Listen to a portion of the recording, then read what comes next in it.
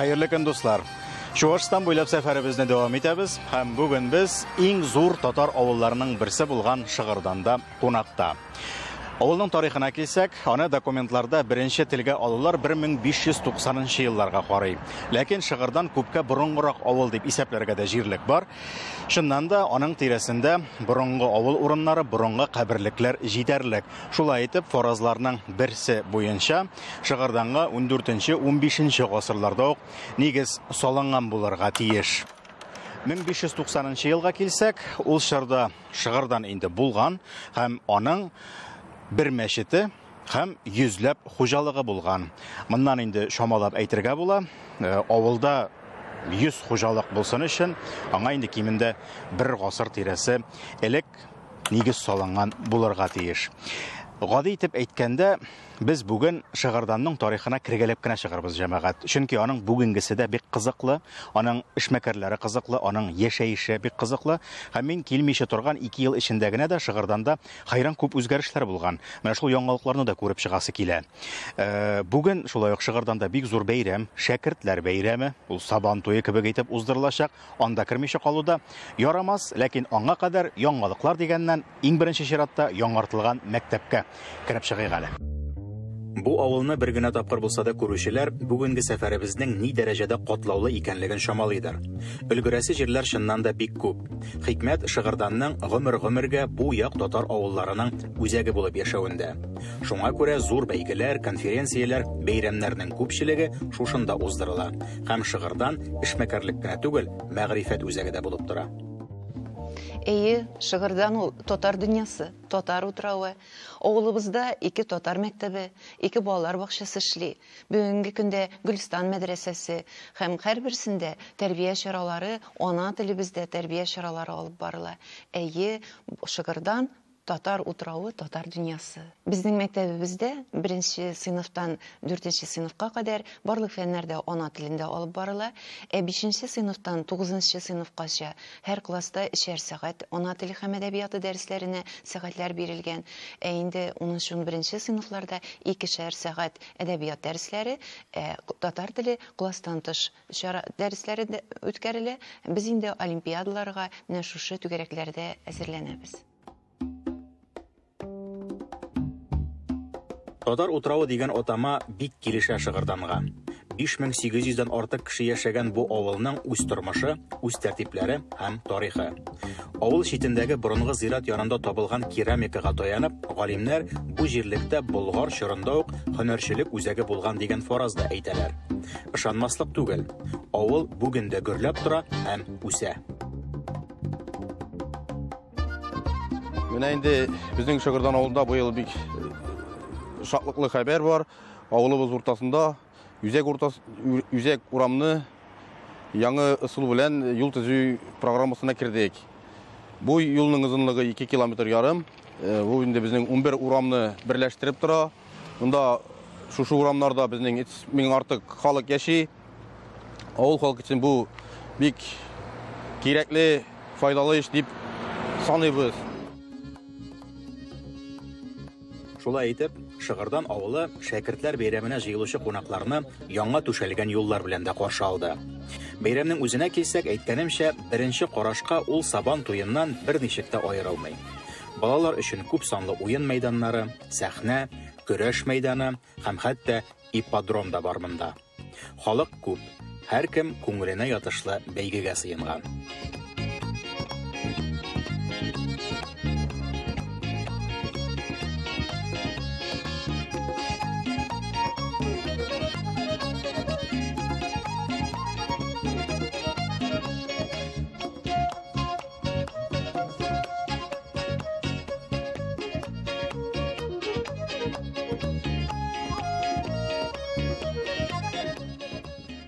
Әмма биредә төп ярыш спорт буенча түгел билгеле. Төрле авыллардан, төбәкләрдән җыелган шәкертләр Коръән, дуга уку, мөнәҗәтләр әйтүдә көч сынаша. Бәйге мизгелләрен куеп тормасам, аңларсыз дип уйлыйм. Бу як халкының айрыша дини булганлыгын үткән чыгарылышлардан да күреп белә аласыз. Сүз уңаеннан, Тукай авылы турындагы тапшыруның геройлары да биредә. Ничек булдымы бүген? Да, Укыдыгыз, ярыштыгызмы? ярыштык. Ничек уңышлар? Яхшы. Ничәнче урыннар алдыгыз? Әле урыннар эшләгән. Көчле шәкертләр барымы? Кайсы авыллардан?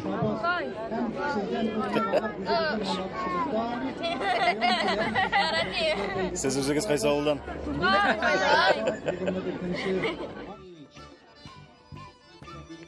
Кем җиңсә дә бу бәйрәмнән бүләксез китүчеләр булмады.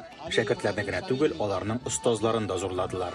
Бүләкләр чыннан да мулдан һәм кыйммәтле иде. Оештыру дигәндә эшмәкәрләр көчләрен кызганмаган. Бу да электән килгән гадәт. Аның тамырларын машинада яңгыр явып киткәнен көтеп утырганда барладым. Дөнья малы бетми ул дип әйтәләр. Бик еш бу якларда. Һәм чыннан да тарихка күз салсак, без менә шушы спонсорлыкның, химия кылуның тамырларында күрербез, аның дөрестән дә электән хас күренеш икәнен белербез. Мисал өчен Шыгырданның мәчетләре тарихы, аларның төзелү елларын әйтеп узам, сез нәкъ менә шул елларына игътибар итегез. Шулай итеп, 1894 елда Шыгырданның 3нче мәчете төзелә. 1901 елда 4нче һәм 5нче мәчетләр.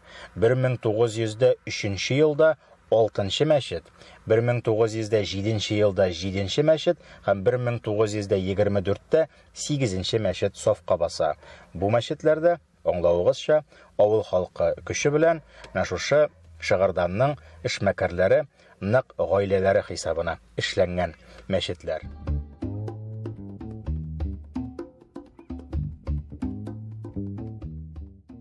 Эшмәкәрләр авылы дип сөйләп кенә булмас. Кайберләре белән таныштырып та үтим. Кайберләре белән генә. Беренчедән, әңгәмәгә барысы да ризалашмый. Икенчедән, ризалашканнарына да эшмәкәрлек серләрен чиштереп булмый. Биредә халык бик ачык һәм кунакчыл, әмма шәхси эшләр биек капка артына яшерелгән. Ежедневно 100 тонна сет принимай итәбез. Аның частично үзебезнең хуҗалыклардан алабыз, ЛПХлардан, хозяйстволардан, фермерлардан закупать итәбез. 5 тонна май ежедневно переработкада безнең цеха, сырлар цеха, кәҗә сетеннән сырлар ясыйбыз. Сливкилар производить итәбез. Персонал 25 кеше эшли, бу предприятиедә безнең средняя заработная плата от 35-40 тысяч.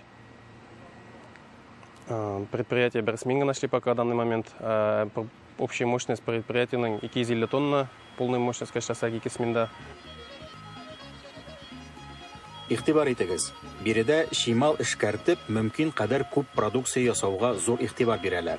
Шыгырданга сыер кергән икән, авылдан аның сөяге дә чыкмый. Валлаһи. Сөт комбинаты янында торган сугым цехына керә алмадык алуын. Ләкин ит ризыклары төрлелеген кибет киштәсеннән булса да күрсәтмичә тынычланмый.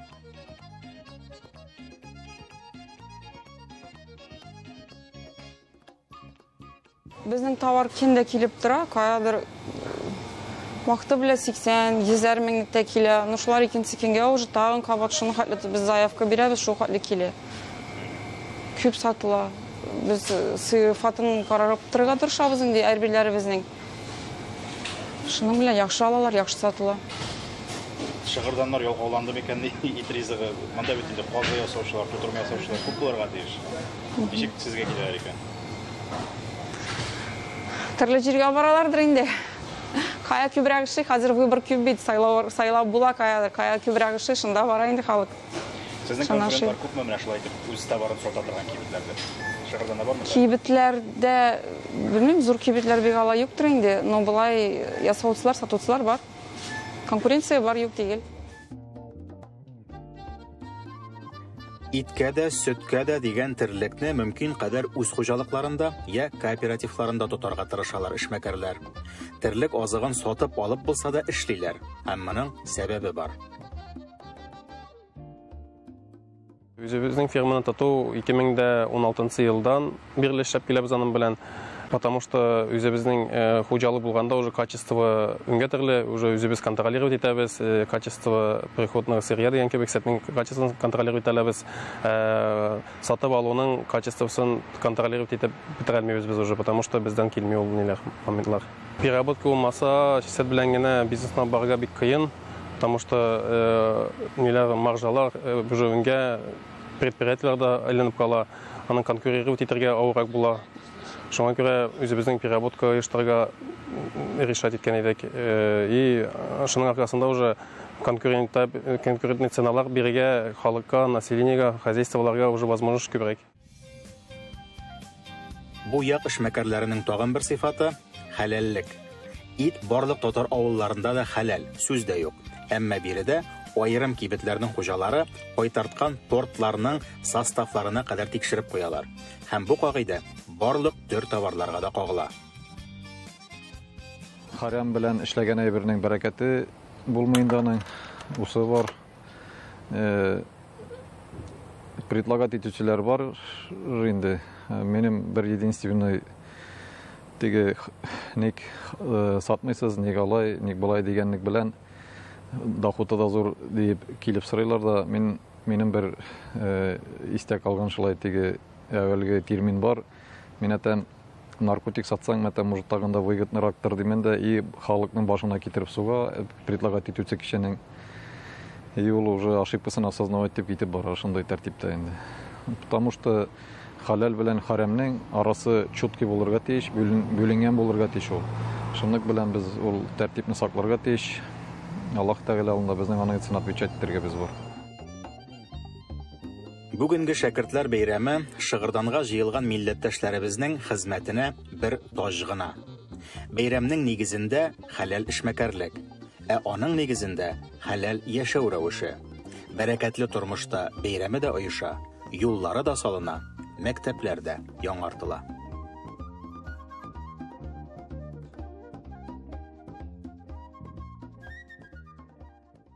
Шәкертләр бәйрәме узган, сәхнә, парк тирәләре янәдән җанлана. Кич белән биредә концерт булачак.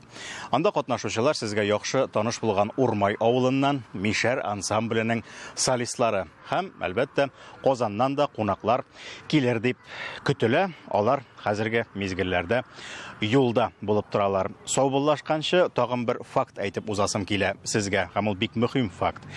Чувашстан Республикасында татарларның гомуми саны 37 меңнән артык булса, аларның күпчелеге 30 меңнән артыгы нәкъ менә шушы Комсомол һәм Батыр районнарында яшиләр. Һәм менә шулай итеп, шушы якларга төрле төбәкләрдән артистларны, сәнгать эшлекләрен һәм минем кебек журналистларны җәлеп итеп тору әлеге авылларның, аларның шул дәрәҗәдә данлыклы булулары, шул исәптән аларның үз туган авылларыннан аерылмауда да дип уйлыйм. Ә менә саубуллашу бүген бераз гына башка төрле дә булачак әле. Үзем генә түгел, бөтен авыл халкы белән эшләдек бит. Менә хәзер киләсе очрашуларга кадәр сау булыгыз.